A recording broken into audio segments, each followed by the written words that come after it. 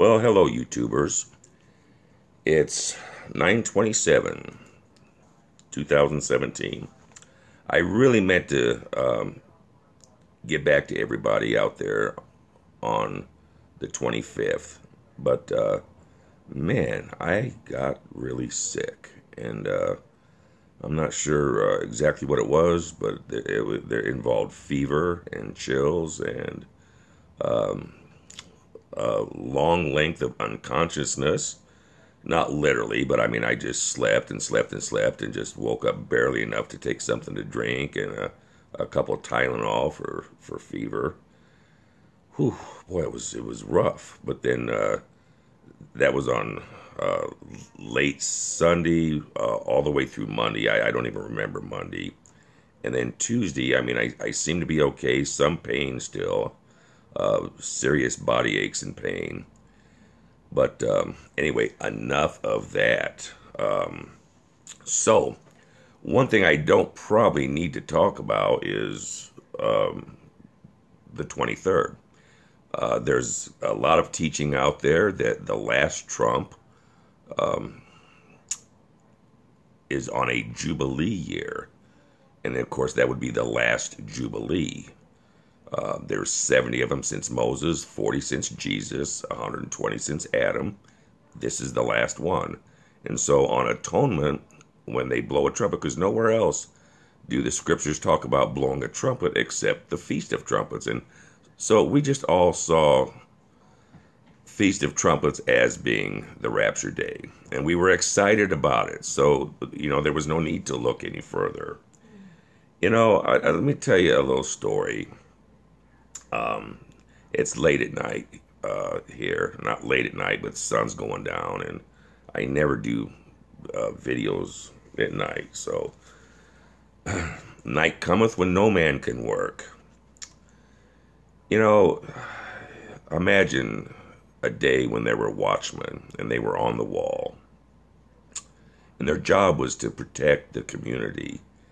And they looked out across the great fields into the forest, and then one day they saw these small pillars of smoke rising, and they were everywhere. And they knew the enemy was there. And they knew that the enemy was coming, and he was coming soon. He was coming. But it would take him till about maybe, let's say, the 23rd to get, to the walls, to the gates. And the people prepare, and they get ready, and the 23rd comes, and there's no enemy, there's no army. And what they didn't realize, they send out their scouts, and they peruse the area, and they see that this gulf that was between them, that the bridge was out, and for the army to advance now, it would take another 7 days. So they tell the people, we didn't realize the bridge was out. There's 7 more days. But the scoffers came and the mockers came, and that's not even campfires. That smoke wasn't even from the campfires. That was probably lightning strikes or this or that. And even if everybody had been on board, the enemy was too large to handle. So the only option was to escape. And so those who had watched were found worthy to escape what was coming upon the city. And those who didn't, they didn't escape. I know that's a parody, but it's amazing that after the 23rd, how many of the mockers and the scoffers came out of the woodworks. I want to touch base a little bit on the last video I posted. And it was a ministry partner of mine, Susie. And, she tells me this great story. And it's not a story. It's she's in prayer with the Lord. It's not a dream. In the list of attacks that she received over this, some people said she was dreaming. No, she was definitely awake. She was talking to the Lord, and she poured out her heart to tell us what the conversation was. Of course, we hear what we want to hear, and myself included. even when I titled the video, I used to be a professional fundraiser for the state police. And one thing we were not allowed to do, of course, was to tell the potential donors that we were state police officers. So when we introduced ourselves, we would introduce ourselves on behalf of the state police, Lodge 41, how are you today? Well, many, many people, they heard us say we were state police officers, even though we didn't. Some people carried it to the point to where they would fill out a complaint. I was in management, so I would have to go down to the state police headquarters with one of my guys, and they would be there, and they would say, well, we taped the conversation, which all the conversations were taped anyway. We had a state police officer always there taking tapes, documenting, changing them. But they would play the tape, and they would hear that, and the businessman or doctor or lawyer, whoever it was, they would say, oh, well, we thought we heard that. And that's what happened with Susie. People said they thought they heard Jesus was coming the next day to get her. And that's not what she said. I thought it myself. I put on the video, on the title, I put, ministry partner says Jesus told her he was coming to get her. And she goes, no, Chuck, that's not what he said. He said, I'm excited about tomorrow.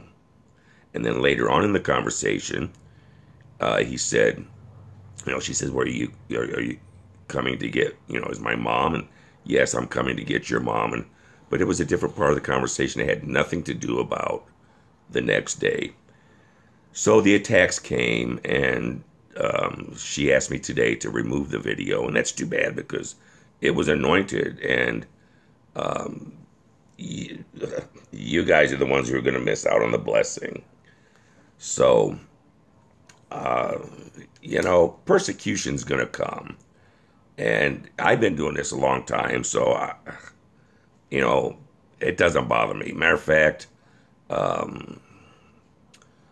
what's the Lord say? He says, blessed are ye when men shall revile you and persecute you, and shall say all manner of evil against you falsely for my sake.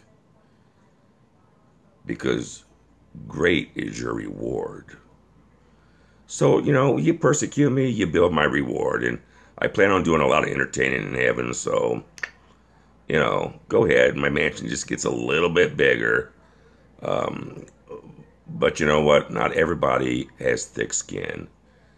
And so it also says in Matthew 8:6, it says, whosoever, starting at verse 4, whosoever therefore shall humble himself as this little child, the same is the greatest in the kingdom of heaven. And whosoever shall receive one such little child in my name receiveth me. But whosoever shall offend one of these little ones which believe in me, it were better for him that a millstone were hung around his neck, and that he were drowned in the depths of the sea.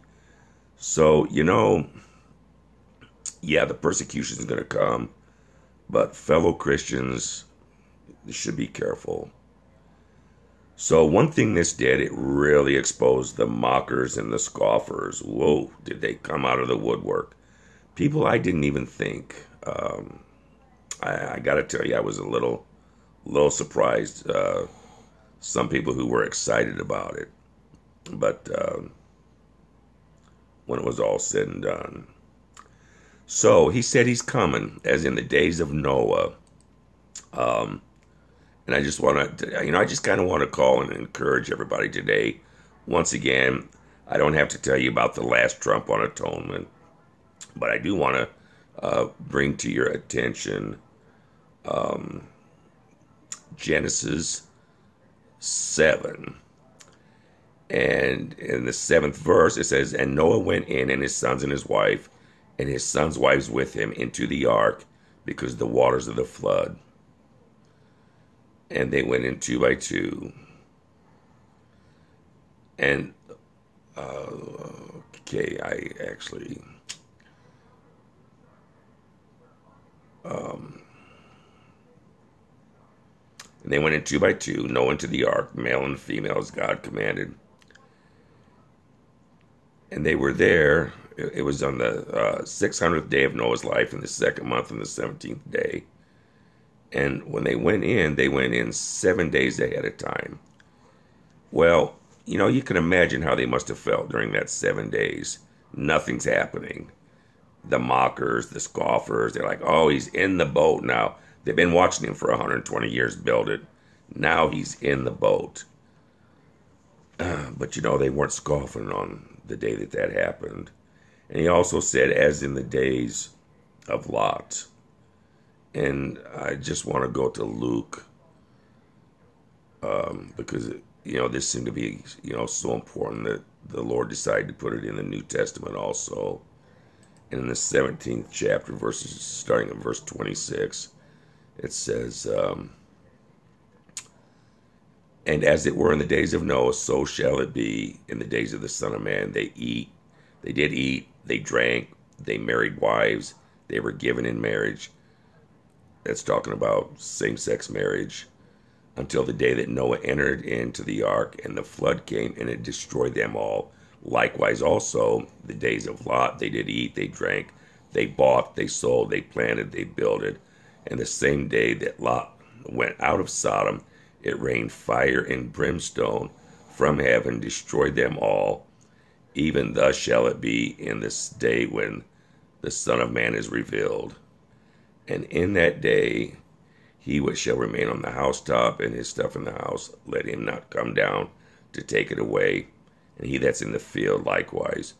Remember Lot's wife. She turned back, and that's a dangerous thing, to turn back.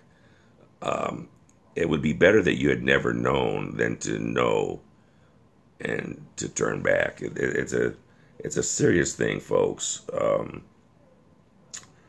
So I just want to say, I'm still excited. And when the Lord told Susie he was excited about tomorrow, why wouldn't he be? I mean, a chapter out of the scriptures was fulfilled. I bet 2,000 years ago, when the star of Bethlehem appeared in the sky, Jesus was excited because he knew he was getting ready to come to the earth and redeem mankind from its sinful nature. And he's excited now because he knows how short this time is, and that it's all about to come to fruition. So, folks, I just want to say that if you haven't made a public confession of Jesus as your Lord and Savior, I originally, this was going to be just for the watchmen, for the watchers, for those who have been looking. But you know what? There just might be someone out there who doesn't know the Lord. And he comes across this video. And the Lord, boy, he's the kind of person that, this is not some game where, oh, you missed, meh, you're going to hell, meh. No, he will snatch a living soul out of the depths of hell at the very last moment. We used to own a home health care agency. We saw a lot of elderly people brought to the Lord as they were leaving this world. That's how it works, folks. At the very last minute, he'll try to bring you around. So if you don't know the Lord, you have to believe who he is. Do you think there's a church on every corner because people just made Jesus up? No, folks. He rose from the dead. He conquered death. There were over 500 witnesses that saw him. I love it when somebody wants to debunk the Bible, especially if they're like of super intelligence, like a lawyer, like C.W. Lewis or Billy Sunday. I mean, because when you go in and you search the facts, the conclusion is, wow, he's real. And so now what are you going to do with that? So he's real. Something happened 6,000 years ago in mankind.